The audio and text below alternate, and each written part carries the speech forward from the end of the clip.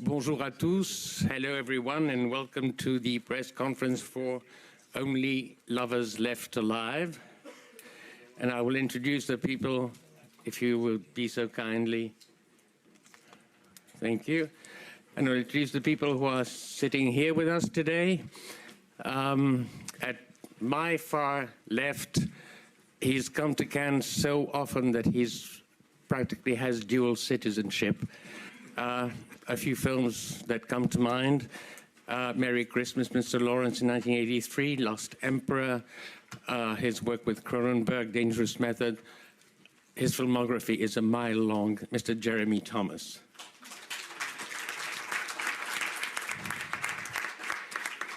His filmography may be slightly shorter, but no less demanding. If you think of Samsara, Winged Migration, and Aki Kaurismäki's Le Havre, the other producer, Mr. Reinhard Brunding.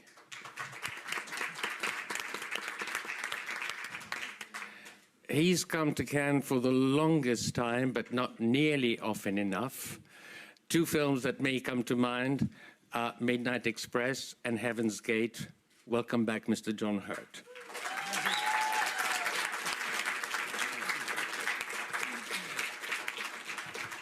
Light years from the parts he played in Thor, Midnight in Paris, Deep Blue Sea, War Horse, not to mention The Avengers, and that's only in 1 year. As Adam, Mr. Tom Hiddleston.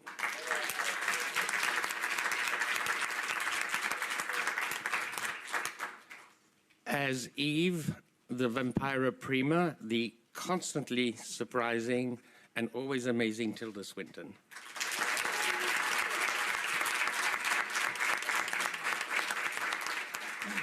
Camera d'Or in 1984 for Stranger Than Paradise. Best artistic contribution for Mystery Train. Palme d'Or for shorts for Coffee and Cigarettes, 3.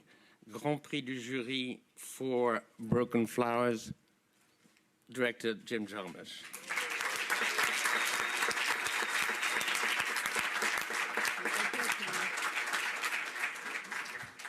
And the question goes to you, Mr. Jarmusch. First question goes to you. We didn't introduce Tom Hiddleston. What do you mean I didn't? You did? Where were you? Oh, I was outside there. Oh, okay. Sorry, Ari. No, pas de probe. It's because it went on so long. Sorry about that. Oh, he is here. Okay. Everybody was sort of surprised when rumor came out that you were going to do a vampire movie. And they went, some went, excuse me, and the others went, what else is new? What made you decide to go for this kind of project? Well, we heard you could make a lot of money with these kind of things. I don't know. It's a project. It's a thing I wanted to make a love story with vampires, and it's something that took maybe 7 years to actually make this film. And so it was kind of a long process. I haven't really seen any of these current sort of commercial vampire films, but I have a love for the whole history of vampire films, many beautiful films. And so actually, you know, it started, Tilda and I were talking about this, and I had a script 7 years ago. And shortly after that, there was a character for John Hurt, and somehow they stayed with this project the whole time. And it was very difficult to do it. So, but Tilda would never give up. When things would fall apart, she would always say, that means it's not the right time for us to make the film. That's a good thing. So I wasn't sure if that was a good thing, but I think in the end it was, because here we are. You want to comment on that? But John and Tilda really stuck by this project always. And John Hurt said, you just tell me when we're going to do it and I'll be there. And he was. So I'm just very grateful. But I wanted to say one thing. Sorry, I don't want to talk so much, but oh, you will. The press, the people here, you're the first people that have seen our film. And our cast and crew haven't seen the finished film. So it's like our child. So we are very happy that you are here and that you saw our film. So thank you for that.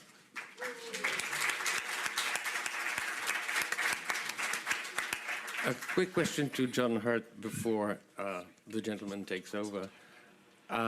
Was your character always named Christopher Marlowe, and did you have a chuckle when you discovered it was? Yes, it was always called Marlowe, definitely. I had never taken the whole kind of Shakespearean business of writing, who the authorship. I hadn't really taken it that seriously until Jim came to have some lunch in my place in Norfolk.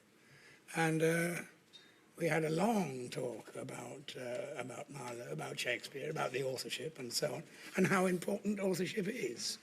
I don't quite know how it necessarily fitted into the film, but it did in Jim's mind, and that is what you do with Jim. You go with the mind, and you go with enormous trust, because that's the way it is. Isn't that right? I think, yes.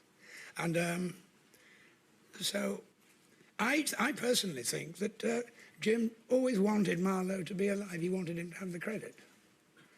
And if you're going to make somebody live a long time dangerously, make them a vampire.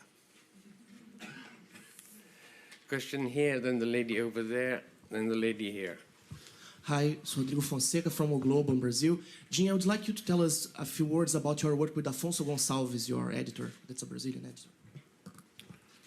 Yes, I had the great pleasure to work with Afonso Gonçalves, fantastic editor, and we really, I don't know, we met, we talked, and we decided to work together, and we just, I don't know, we understood each other very, very fast. So we worked together every day, working in the editing room, but Afonso really brought a kind of visual music to this film, and he is really remarkable. And the different types of different films that he has cut are a kind of astounding, the differences of them. So it was really something fantastic. I love working with him. I hope to work with him again. Question over there. Yes, Ana Taršić from Serbian Weekly NIN. Your vampires are rock musicians, pretty depressed, which is somehow their natural state, but also has to do, I guess, something with the state of the world. Are rock musicians so the only bohemians left? And the second question is about The only what? Sorry. bohemians. Bohemian. Bohemians left. The second question is about outsiders. This movie is praising great figures in literature, science, and music, but also outsiders, which are very important, like Tesla. So I cannot avoid the question, does it has to do something with your Serbian connections? Well, you know, it's difficult for me to answer these questions, I have to say, and I want to be gracious, but I also have to prepare myself, or maybe the press, that I am not very comfortable talking about this film for reasons that I think the answers are in the film. And so I really want this film to speak for itself. I don't want to demystify it by, I don't know, trying to analyze it or dissect it, or why did we do this, or what does this mean.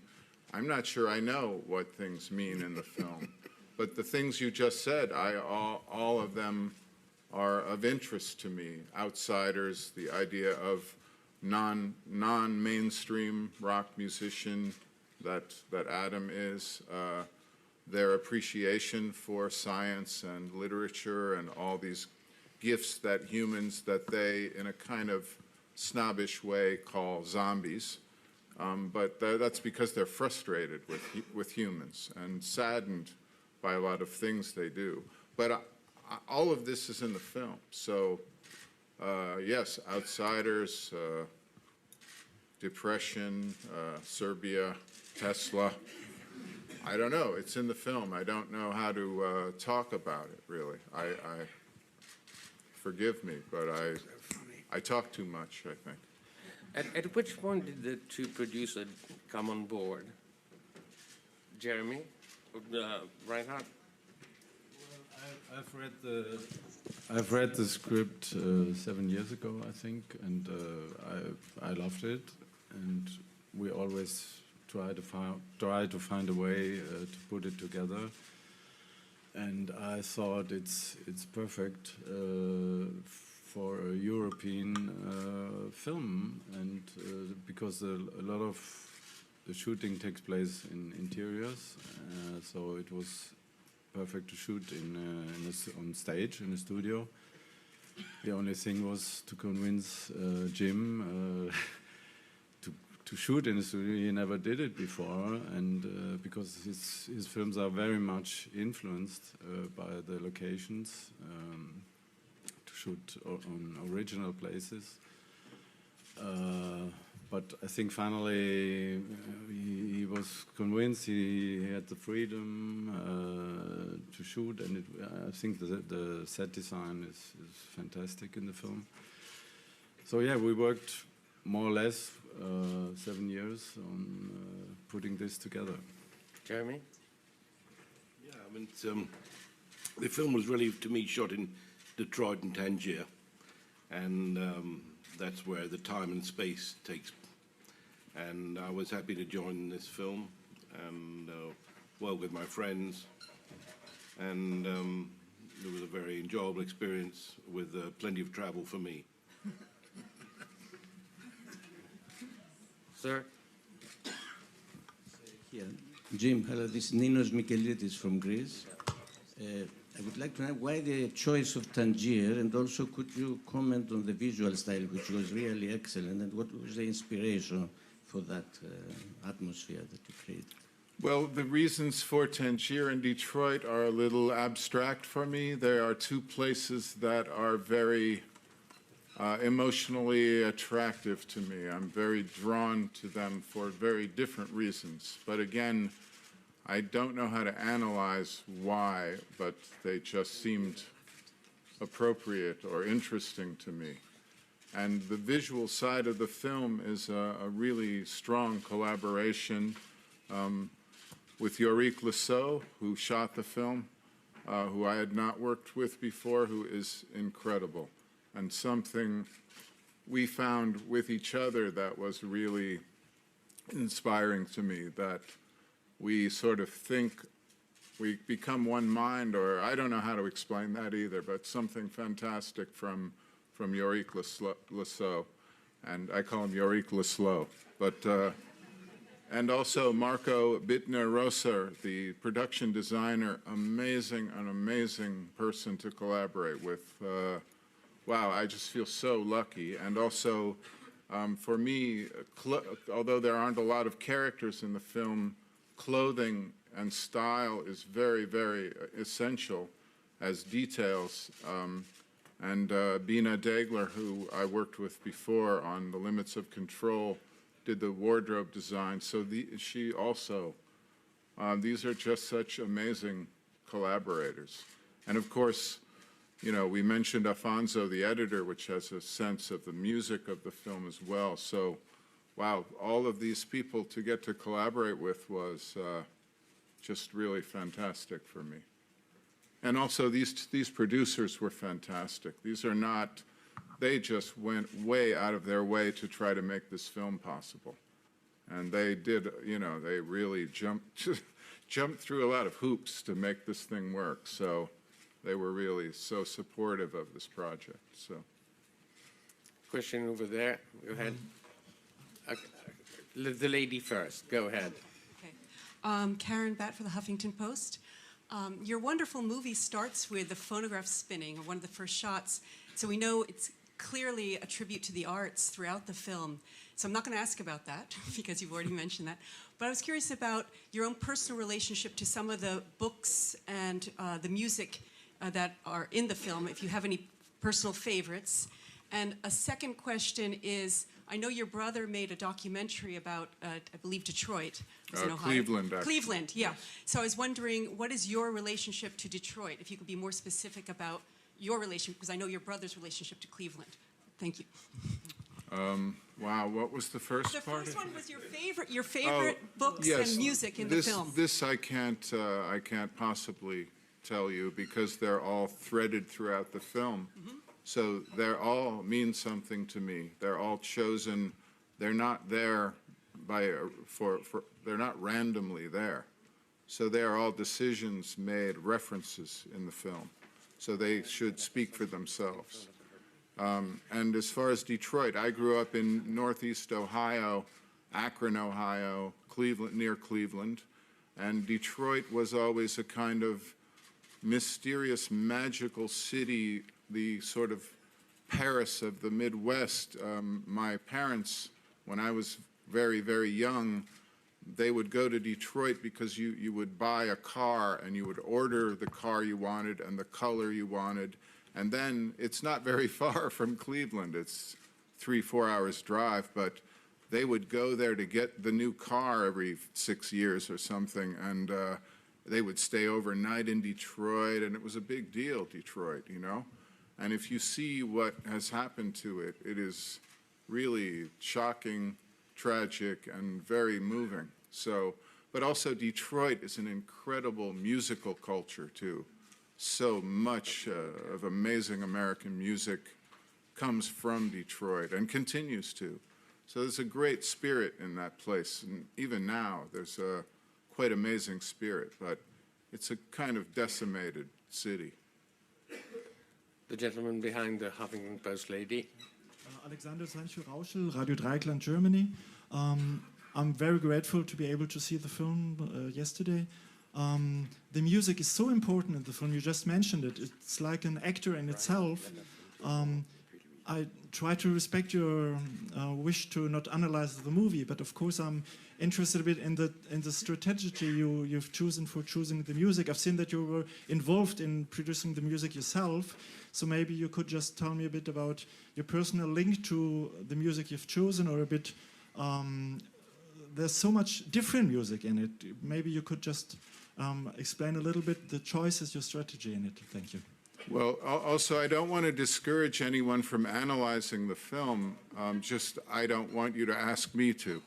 So, well, yeah, the music's very, very important. First, the centerpiece of the music is Josef van Vissem, who is a composer, a lutenist, a guitar player, avant-garde composer, a historian of certain types of music, particularly the history of music for the lute. But he's also has a avant-garde and rock and roll side. There's a lot of things inside him. So he's our center for the music. And then Carter Logan and myself and Shane Stoneback, we have a band called Squirrel. We then collaborated with Josef or added things to the music. So we kind of co-created some of it, him being the leader of this. And then we also have the amazing original song of Yasmin Hamdan, who is someone I have incredible admiration. I've been a fan of her music. I saw her perform some years ago in Morocco, and I just couldn't believe this amazing creature, you know, this musician. So we have those things in the film, and then some, you know, some music that pre-existed. Particularly, we love Denise LaSalle's R&B track, "Trapped by This Thing Called Love," that they dance to as a kind of reconciliation at a point in the film. But yeah, I don't know. Music's always very, very important to me, and it's very important in this film. And of course, yeah, we have the opening track to Funnel of Love by Wanda Jackson that we did a kind of remix of that. So we changed it quite a bit, but kept some of the original tracks in there as well. Question over there, then gentleman. But also, you know, one of the main characters is a musician, so it's there's a lot of things about music in the film. Hi, Brian Johnson from Maclean's magazine in Canada. Speaking of musicians, I've always assumed that David Bowie was a vampire, and Tilda, you did that wonderful video with David Bowie recently, and I don't know which came first, this movie or that, but I'm wondering if one might have informed the other, and I just want to know what your particular views are on the meaning, the beauty, the mystique of what's your connection to vampires? Well, it feels like it's hard to know when things happen and what predates what, really. Sometimes it feels like everything's happening at the same time. In kind of real dog years, we made this film last year, and Bowie and I made that film with Floria Sigismondi earlier this one, so yeah. But I always feel like we made that Bowie video about 10 years ago somehow, I don't know. Vampires, you know, why are we so fascinated by them? I suppose because they live these long, potentially never-ending lives. And we're all so terrified of thinking about mortality that we'd rather think about being immortal. And there's something about the way they live in the kind of wainscoting of life. You know, they're in the backwaters. And I think one of the things that I love in this film is the sort of the idea of invisible lives, invisible work, you know, unclaimed work, or that feeling of making work and not wanting it to go out in the world, but just putting it out into the ether somehow. I think that's that whole idea of invisibility and yet existing invisibly is really beautiful. And it was, I think, as you said, it was always coming, this film, for Jim somehow. I was never surprised when Jim said to me, let's make a vampire film. I mean, I felt like saying you've been making vampire films for years. Yeah, it feels a very, very natural state, that sort of invisible, immortal world. I wouldn't know what that is. I'm much, much happier and more akin to the invisible state. What was your approach to the whole mystique of vampires, Tom? And what was your take on the part when it was offered to you? Not necessarily in that order. Adam, and the story as it was presented to me was such a fascinating prospect, because it was so it was such an exciting extension of curiosity into an avenue I'd never really explored. I had been playing a lot of soldiers and superheroes, and it was I'd always been a huge fan of Jim and of Tilda, and the idea of playing a character who somehow embodied a romanticism and a melancholy, but was still motivated by a curiosity towards the things that he loved. And I feel that Adam is someone who is fascinated by two separate things which are twinned, which are music and science. He is enamored of vibrating particles, and if that, there might be stringed instruments, there might be stars, and he's so passionate about these things, and he's such a brilliant musician and a brilliant engineer, but in a way he can't see that. And Eve is almost broader than he is, and she can hold his fragility, and it just was a very beautiful story between two people who loved each other and accepted each other, and they happened to be vampires. And the idea of exploring love in a context of immortality. If you are challenged with immortality, is that a blessing? Is it a curse? And what does that do to your commitment? Wow. The lady here. Okay, you gentlemen, you have the microphone. Go ahead. Hi there, I'm Kaya Burgess from The Times in London. Two sort of quick questions. First is, Jim, was it a conscious decision to have such a strongly British cast? It felt like almost like a sort of Withnail and I with vampires. Was there something about darkness of the film that you thought would be best portrayed by Brits in some way? And then a question to Tom, Tilda and John. In a year without kind of British film, so to speak, in competition at Cannes. Do you feel a bit like sort of flying the flag for the British film in the competition? Well, the first question, yes, very definitely a kind of British intention.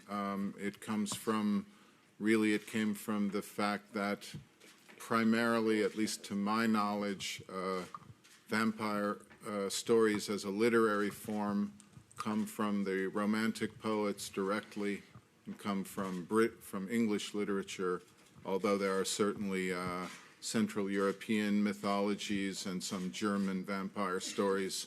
But for me, it comes from really this first story that Byron initiated and was then written by John Polidori. Then there was, of course, Bram Stoker, but this kind of connection to the Romantics and to particularly something British that was iconoclastic, or what those people, their perceptions of literature and of the world was something very exceptional that still affects our perceptions. So, yeah, it was a strong intention for a kind of British undercurrent to these vampires. John? About flying the flag. Say John. It's very interesting because just listening to that, because I can genuinely say that it never occurred to me what nationality it was. I make a film for Jim, you make a film for Jim, and I don't even think of him as an American. Thank you. I mean, he is who he is, and that's the way he operates, that's the way it works, and the way I think it works with all of us who work with him. So you know what I feel about British film. I'm very concerned by it, and so on. But I never ever felt that I was flag waving here. Sir, and then the lady here. Go ahead. This is Parviz Johed from Iran. My question is to Mr. Jim Jarmusch. I realize that there are lots of references to literary figures and literatures in your film, and but you mentioned that most of them are European literature. But I wonder if you are anyhow connected to a book called Laylo and Leyle, which is referred to as the name of the cafe that the part of the film take place in it. You mean the Mille Arabian Nights. Is there any connection between your films, especially The Limits of Control and this film, to that book in anyhow? Thank you. No, I'm not familiar with the book, actually. So what was the book? Oh, it's 1001 Nights. Oh, well, Yeah. of course. I thought you said Yeah, Layla. because there is another name for that film. That's the Arabic that name. book. Yes. Oh, I see. Yes, well, it was also a reference to a cafe that existed in Tangier called 1001 Nights in the 50s. Brian Geisen, who is someone, an American. Is he, or was he British? Brian Geisen. Anyway, an amazing artist. He did a lot of collaborations with William Burroughs, cut-ups, and he invented the Dream Machine and different things. So it was more of a reference from Brian Geisen, who I believe was an American expatriate living in Tangier in the 50s, when Tangier was the interzone.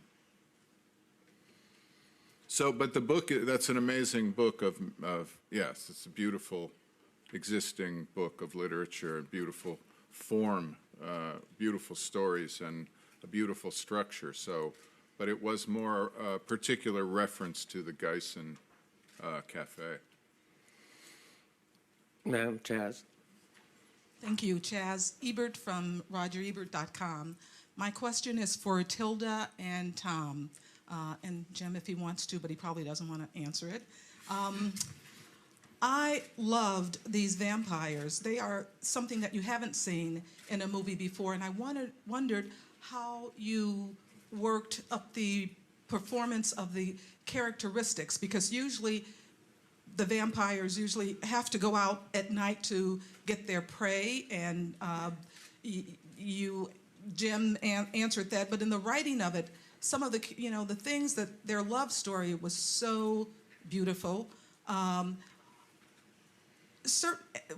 of the things that I also appreciated about these vampires, when you see vampires who've lived centuries, usually they are so uninformed, but you were informed about things, you had interest, and even when you noticed the interior of the guitar.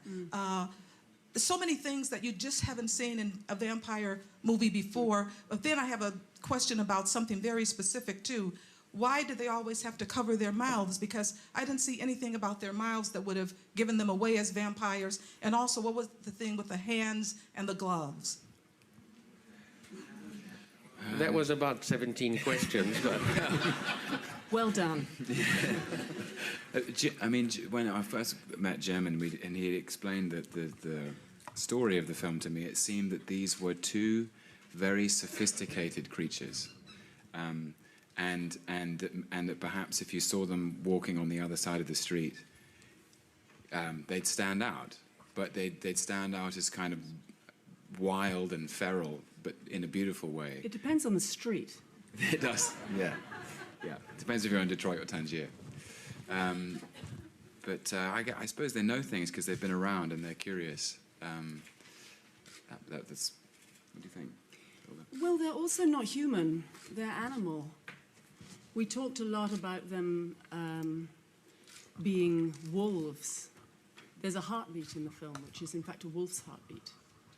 There's a feeling of, there's a beautiful luxury about approaching this sort of portrait because they are, you can come with a Martian's eye view and you can go, what do we want to make here? We're making a new creature.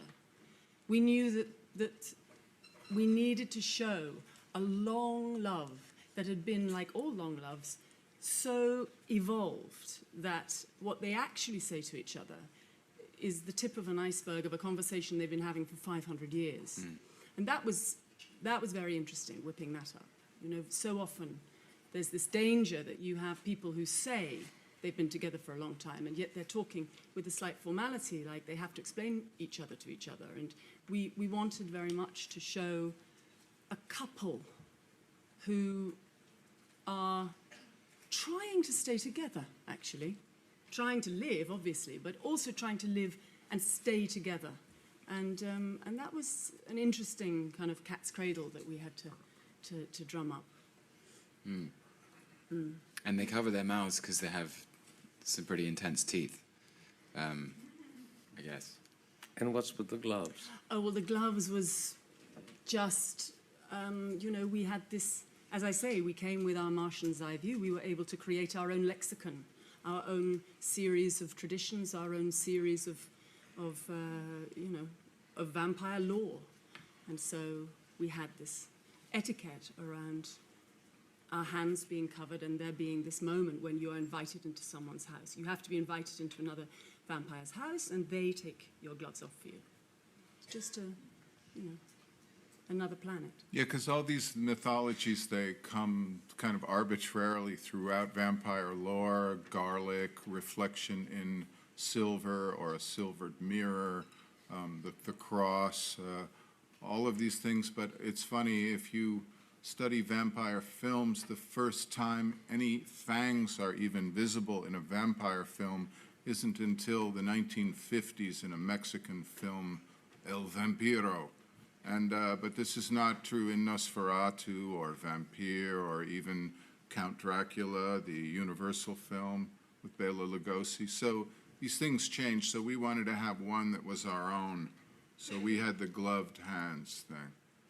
And I like very much in a scene where Anton Yelchin, they're in a rock club, and he tries to, you know, he says something like, wow, you guys got such cool gloves. Like, where do you get them?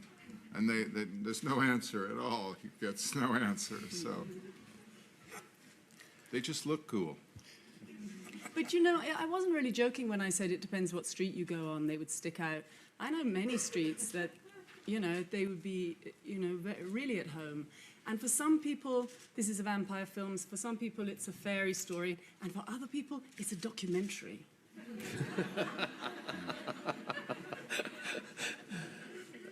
So go ahead, sir. Hello, it's Lutz Meyer from Stern.de website in Germany. I have a question for, it's here. In the middle. There you are. Hi. I'm sorry. I have a question for Jim Jarmusch as well as two producers. Why did it last 7 years to produce and to develop the film? Is it particularly long for your films, or is it normal? And what were the difficulties you were speaking about to overcome? And maybe you can give us some more details of the financing of the film. So how was putting the money in it? Who was putting the money in it? And how long did you have to convince them to do that? But especially it's on the difficulties. Thanks a lot. Well, that's really a producer's question. The reason it took so long was because no one wanted to give us the money. So it was very difficult. It took a very long time to put it together. It's getting more and more and more difficult now for films that are maybe a little unusual or not predictable or, I don't know, not satisfying people's expectations of something, which is the beauty of cinema, is discovering new things of all forms. So why it took so long? Boy, I wish I had an answer, but it's because there weren't enough people who wanted to help us make the film. It took a long time. I mean, Reinhardt was there from the beginning trying, but it didn't really work out until we finally got our team together and Jeremy came in, and then we finally were able to do it. So. Right. Do you want to pick up on that? Yeah, I think it was 7 years, and Jim also had other ideas, other scripts, which were at that time easier to finance, Broken Flowers, and there were American companies who were very keen on working with him, and they were 100% financing his movies, and now the past 3 years we have a different situation. I think everywhere, it's not only in the States, and in Europe we still have this wonderful system of subsidies, and still some TV stations who are co-producing. So we find a way to do a European co-production with UK, with Cyprus, with France. Some like France and Pandora and Germany were constantly collaborators on Jim's movies. What was the budget? The budget was around 7 million, and yeah, the majority came from Germany, but also, as I said, from UK, France, and Cyprus. So it's always it's a long journey, and it's to put everything together. Question here. Giovanna Grassi, Corriere della Sera, to Jarmusch. I always admired your style, your visual architecture of each sequence. In the movie is nominated more than once time YouTube. Are you watching YouTube? What do you think of YouTube and all the video on YouTube? I love YouTube. I was thinking, but I wanted to hear from you. I love YouTube. I love the idea that you can go on there and I can watch a performance from the 50s of Merle Haggard, and then I can watch a lecture on mycology and mushroom identification by John Cage, and then I can go and watch some, you know, a clip of a TV show, the Steve Allen Show, with the young Frank Zappa playing a bicycle as a musical instrument, or the amount, or oh, it's just so many incredible things. You can see how in slow motion, how a flying squirrel physically moves through space, or I don't know. I love YouTube, and I'm so bored with normal television delivering you things with commercials, and I like to program my own input. So YouTube is fantastic. Now, speaking about the dialogue, Jim, most of us who are familiar with your films, kept thinking, he can't go more deadpan than that. And yes, one notch you go, constantly, to the point that, and I understand the English question, at some point only Brits could deliver the dialogue that way. And since last night on Twitter, you have quotes flying from your film. First one out the gate was, "It definitely was visual." That's a good one. I like, please feel free to piss in the garden. And as a Frenchman, I must say I was very flattered that the film ended on a question in French, which was, "Excusez-moi." So it seems appropriate to end the press conference with merci. Merci. Thank you very much for being here.